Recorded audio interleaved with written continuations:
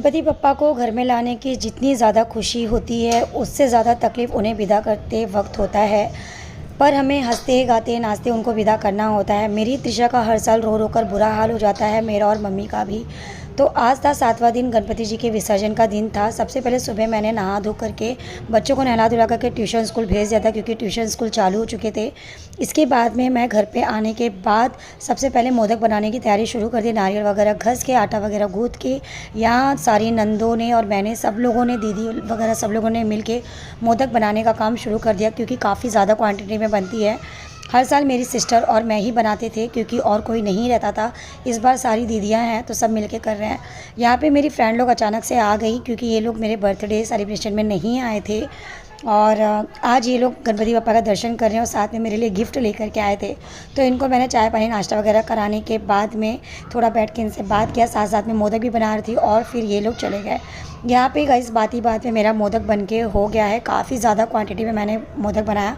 अगर वज़न में बताऊँ तो मैं कम से कम 5 किलो के आसपास मैंने मोदक बनाया था, क्योंकि यही मोदक शाम को आरती में भी मैं प्रसाद देती हूँ, और इसके बाद विसर्जन के बाद जब वहाँ पे सबको प्रसाद बांटना होता है तो यही मोदक मैं बांटती हूँ। तो काफ़ी ज़्यादा, ये एक टोप और एक टोप भर के, 2 टोप भर के मैंने मोदक बनाया था।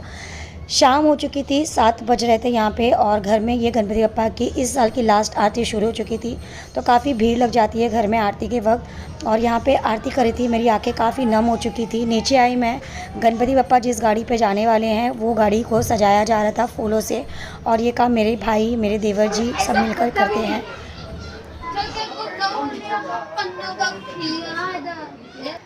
बोलो कैसा लग रहा है? किसी की जरूरत नहीं है। विसर्जन में जा रहे हैं आज गणपति बप्पा हमारे, चले गए थे। ये लग रहा है ना, ये जो छोटी सी बच्ची है ना, ये जो छोटी बच्ची ये है ना, बच्ची मेरी रो रही है। बहुत इमोशनल। ये मेरी भांजी है ना, ये रो रही है। हम लोग सब लोग रो रहे हैं, पर ये ना बहुत रो रही है। देखो अधिकता बोल रहे हैं ना, बहुत रो रही है, बहुत इमोशनल है। तो गाइस मेरा ना खाना बन चुका है, सब्जी हो चुकी है, चावल पक रहे हैं, और दिखाती हूँ आपको। तो यहाँ पे मैं नीचे वापस आई थी देखने के लिए कि क्या तैयारी चल रही है। तो यहाँ पे ये ठेला गाड़ी रेडी हो चुका है। वैसे मुझे इसे कुछ अलग तरीके से सजवाना था, पर बहुत ज़्यादा भीड़ भड़क्का होने की वजह से डेली इतना ज़्यादा काम पड़ जा रहा था कि मैं कुछ भी और प्लान नहीं कर पाई।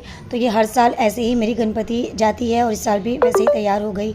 इसके बाद यहाँ पे अब गणपति जी के निकलने का वक्त आ चुका था। यहाँ पे बहुत ज़्यादा इमोशनल हो जाती है मम्मी, मैं और त्रिशा, क्योंकि हम लोग ही सारा चीज़ करते ना शुरू से लेकर के, और मेरा तो कुछ अलग ही रहता है।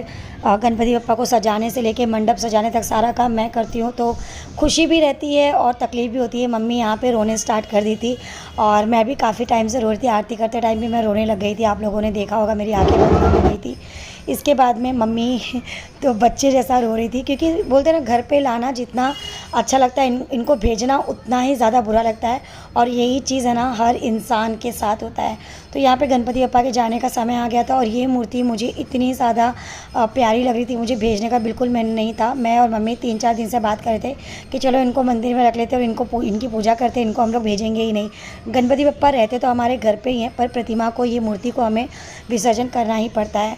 यहाँ पे ये निकलने का टाइम आ गया था। मम्मी कलश लेके जा रही थी, सिस्टर लोग मेरे दिया लेके जा चुके थे, और यहाँ पे अब ये गणपति बप्पा को उठाने का जो समय था, ये रिकॉर्डिंग करते टाइम भी मुझे रोना आ रहा है, क्योंकि मुझे याद आ गया कि कैसे मैं रोई थी, और मुझे भेजने का ना गाइस बिल्कुल भी मन नहीं था। यहाँ पे मैं वॉइस रिकॉर्ड कर रही हूँ और मुझे रोना आ रहा है, और मैं पागल जैसी रोने स्टार्ट हो चुकी थी, क्योंकि मुझे इनको भेजने का ना बिल्कुल मन नहीं था। गणपति बप्पा आते हैं, फिर जाते हैं, घर में बहुत सारी खुशियाँ और प्यार, अपना आशीर्वाद छोड़ जाते हैं, फिर अगले साल आने का हमको इंतज़ार होता है।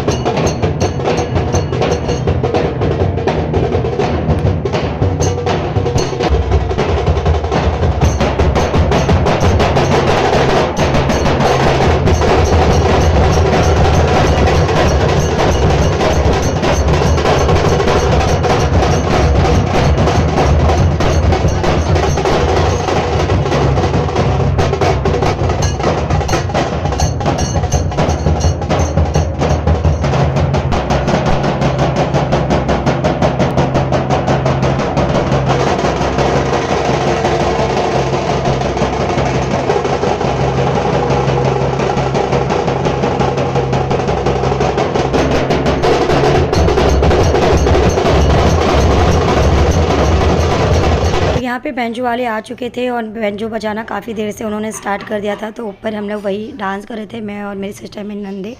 इसके बाद में नीचे यहाँ पे गणपति बप्पा को लेकर के मेरा भाई आया, क्योंकि मेरा घर ऊपर है ना, तो नीचे लाने में थोड़ी सी प्रॉब्लम होती है, तो मेरा भाई आराम से लेके आ जाता है। इसके बाद गणपति बप्पा को उनकी गाड़ी पे बिठाया गया और ले जाने की तैयारी शुरू हो गई। काफ़ी सारा बम वगैरह हम लोगों ने फोड़ा, बहुत ही ज़्यादा मज़ा आया।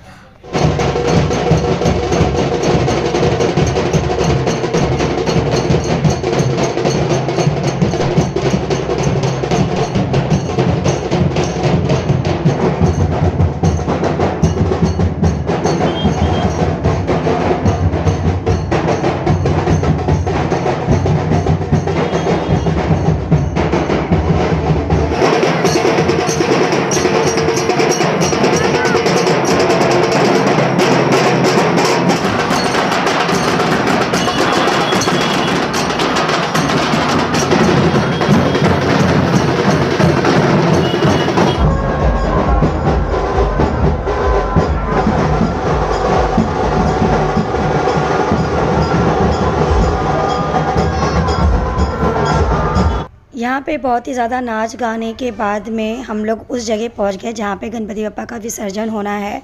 और यहाँ से ना बहुत ही मतलब बुरा लग रहा था यार कि इनको भेज रहे हैं, भेजने का बिल्कुल मन नहीं था। और मैं कोई भी ऐसा मोमेंट खोना नहीं चाहती थी जब मैं इनके साथ कैप्चर ना करूँ खुद को, या क्या क्या नहीं हो रहा है। सबसे पहले इनको बाहर रखा गया, फिर लेकर के अंदर तालाब के पास लाया गया, और यहाँ पे बहुत सारी गणपति जी का विसर्जन था आज। तो उसके बाद में फिर हम लोग ने मिल के, पूरी फैमिली लोग ने, जितने भी लोग आए थे मेरे एरिया से, सब लोगों ने मिल के गणपति बप्पा की आरती की। और ये जो भी मैंने क्लिप लिया था ना, मैंने बिल्कुल भी कट नहीं किया, क्योंकि जितने लोग भी आरती कर रहे थे वो सबका मैंने थोड़ा सा फास्ट करके इसमें मैंने दिखा दिया, क्योंकि हर किसी को पसंद होता है उसको मतलब खुद को देखना लास्ट टाइम कैसे हमने गणपति बप्पा की आरती की। वैसे ये इस साल की लास्ट आरती है, हर साल की नहीं है, हर साल हमारे घर पे गणपति बप्पा आते हैं। यहाँ पे सबका आरती वगैरह करके हो गया। इसके बाद में सब लोगों ने गणपति बप्पा के पैर पड़े, उनसे मन्नतें मांगी, उनसे अगले साल जल्दी आने का विनती किया, और साथ में घर में खुशहाली बनाए रखने का, सबको खुश रखने का सब लोगों ने मतलब बोलते हैं ना, दुआ लिया, आशीर्वाद की लिया, प्यार दिया। और इसके बाद में यहाँ पे गणपति बप्पा के विसर्जन के लिए हम लोग सब जाने लगे। मोदक का प्रसाद मैंने बनाया था, जो कि घर की आरती के बाद दिया गया, और यहाँ पे भी लेके आके हम लोग ज़्यादा से ज़्यादा लोगों को देने का सोचते हैं। और बैकग्राउंड में आज काफ़ी सारी गणपति जा रही है, क्योंकि जिस दिन मैं ये रिकॉर्ड कर रही हूँ 11वें दिन की गणपति विसर्जन है, तो बैकग्राउंड को थोड़ा सा आप लोग इग्नोर करिएगा। और इसके बाद यहाँ पर शुरू हो गया विसर्जन का प्रोग्राम। तो यहाँ पे मेरे हस्बैंड जी बस लेकर के जा रहे हैं, और अब होगा गणपति बप्पा का विसर्जन।